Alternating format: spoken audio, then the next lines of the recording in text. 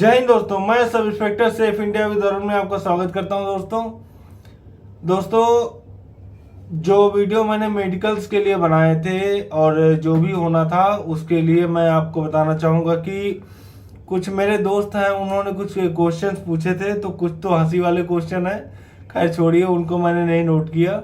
कुछ क्वेश्चन है जो वाकई में जेन्युइन है, तो इसलिए उसका आंसर भी देना ज़रूरी था। तो इसलिए कमेंट बॉक्स में एक्चुअली हम ज़्यादा लिख के आंसर नहीं दे पाते हैं, हाँ या ना में क्वेश्चन से आंसर हो पाता है, तो मैं इसलिए आपसे बोल रहा हूँ। तो आपको मैं बता दूं, एक लोगों ने मुझसे पूछा था कि सर मेरे हाथ में या शरीर पे टैटू बना हुआ है।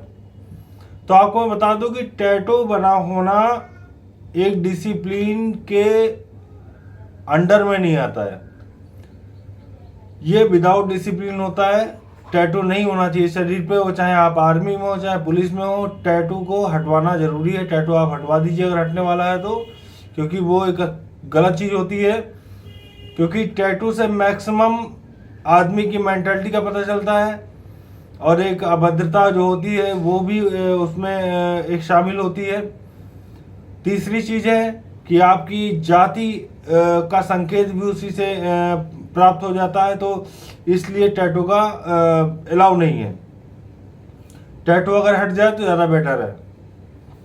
ठीक है, अगला क्वेश्चन था, शरीर पर जले हुए निशान है, शरीर पे जला का निशान है तो कोई फर्क नहीं पड़ता है, आप फिट होना चाहिए, बस सारी चीज़ें सही होनी चाहिए। जले के निशान से कोई फर्क नहीं पड़ता है। आपने देखा होगा बड़े से बड़े अधिकारी कर्मचारी होते हैं, उनके शरीर पे सफ़ेद दाग या कुछ ऐसे ऐसे पकड़ के निशान हाथ में पड़ जाते हैं, तब भी वो जॉब करते हैं, क्योंकि वो फिट होते हैं, वो अपने आप को मेंटेन रखते हैं, और इस चीज़ से उन पर कोई फर्क नहीं पड़ता है। मेडिकल पे भी इस चीज़ का कोई फर्क नहीं पड़ता है। ठीक है, कुछ चीज़ें होती है। एक ने पूछा था कि मुझसे कमेंट में कि इस समय दांत टूटा हुआ है, तो मैं ये कहूँगा दांत टूटे से कोई मतलब नहीं होता है। आपका अगर दांत टूटा हुआ है तो दांत टूटा हुआ लग भी जाता है, और इसमें मेडिकल में कोई फर्क नहीं पड़ता है। आपका अगर दांत लगवा लीजिए, उसमें कोई दिक्कत नहीं है। ठीक है, नेक्स्ट क्वेश्चन पे आता हूँ कि मेरा बचपन में हाथ टूट गया था लेकिन अब सही है। तो मैं ऐसा बता दूं आपको कि बचपन में अगर आपका हाथ टूट गया था और अब आप अच्छा मूवमेंट कर रहा है, अच्छा काम कर रहा है, सारे हाथ से आप काम कर लेते हैं, तो क्या दिक्कत है। बचपन में टूटी हुई हड्डी जल्दी जुड़ जाती है और उसका कोई निशान भी नहीं रहता है, इसलिए आपको कोई दिक्कत नहीं है। और मेरे हिसाब से बिल्कुल फिट होगा अगर बचपन में है, तो बहुत अच्छी बात है। क्योंकि जब उम्र ज़्यादा होती है, हड्डी वगैरह टूट जाए तो वो जल्दी नहीं जुड़ती है, तो बचपन में जुड़ जाती है, ऐसी कोई दिक्कत नहीं उससे।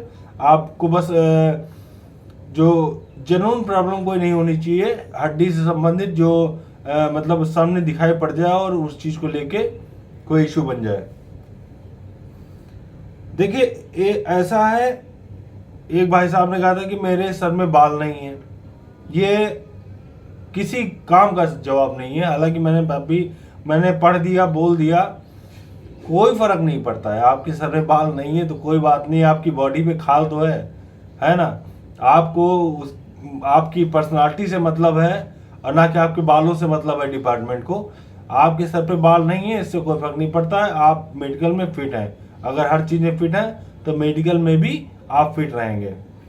अच्छा, कुछ क्वेश्चंस ऐसे होते हैं जो महिलाएं करती हैं, लेकिन वो बहुत सारे लोग देते नहीं हैं या पूछने में हिचकिचाती हैं, तो मेरे हिसाब से मुझे देना चाहिए। एक भारतीय नागरिक होने के नाते मुझे उनका सम्मान करते हुए उसका जो है आंसर देना चाहिए।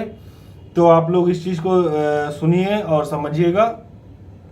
मैं ये आपसे कहना चाहूँगा कि एक महिला की डिलीवरी में सीजर हुआ था, तो इस चीज़ को लेके कुछ लोगों में वो भ्रांति रहती, क्या हम ये क्वेश्चन पूछें या ना पूछें, या कुछ लोगों ने इधर उधर पूछा भी होगा। तो मैं आपको बता दूं, अगर आपके यहाँ महिला कोई प्रेग्नेंट थी और सीजर हुआ था, तो उसमें अब अगर सीजर का 6 महीना बीत चुका है तो आपको कोई दिक्कत नहीं है मेडिकल में, बिल्कुल आप फिट है मेडिकल में। इससे संबंधित आपको कोई दिक्कत नहीं हो सकती है। ठीक है। अब एक जैसे क्वेश्चन होता है कि महिलाओं से संबंधित होता है, क्या प्रेगनेंसी में बाहर कर सकते हैं क्या? तो मैं आपको बता दूं कि आपका ये टेस्ट तो महिला अधिकारी ही लेते हैं। तो मैं आपको ये बता दूं कि हाँ, अगर आप प्रेग्नेंट हैं तो आप मेडिकल से बाहर हो जाएंगे। और अगर मतलब अगर आप प्रेग्नेंट नहीं हैं और आपने शादी कर ली है और ट्रेनिंग में आप जैसे शादी के बाद ट्रेनिंग पीरियड में आप प्रेग्नेंट हो गई हैं, तो मैं इस चीज़ को कहूँगा कि आप उस समय ट्रेनिंग से बाहर निकाल दी जाएंगी और आपको जो अगली जो वैकेंसी आएगी उसमें डायरेक्ट आपको ट्रेनिंग पीरियड में ही बुला लिया जाएगा। इससे भी कोई फर्क नहीं पड़ता है। लेकिन जो ट्रेनिंग जो मेडिकल टाइम होता है उस समय अगर ऐसी कोई कंडीशन आती है तो उसमें आप अनफिट ही माने जाएंगे। इससे कोई समझौता हो कोई वो नहीं होता है। ठीक है दोस्तों, तो मेरा यही कहना है कि अपने आप को थोड़ा संभाल के रखिए और थोड़ा सा अपने आप को सुरक्षित रहिए जब तक मेडिकल नहीं हो जाता है तब तक। उसके बाद तो जो होगा देखा जाएगा, भगवान ही मालिक है। तो आप लोग अपने आप को दोस्तों सुरक्षित रहिए, संरक्षित भी रहिए और अपने अभिभावकों के संपर्क में रहिए, अधिकारियों के संपर्क में रहिए। जो भी आपसे संभ्रांत व्यक्ति हैं उनसे अच्छी सलाह लेते रहिए दोस्तों। और आज का मेरा वीडियो यही ख़त्म होता है और फिलहाल के लिए दोस्तों बेस्ट ऑफ लक और जय हिंद।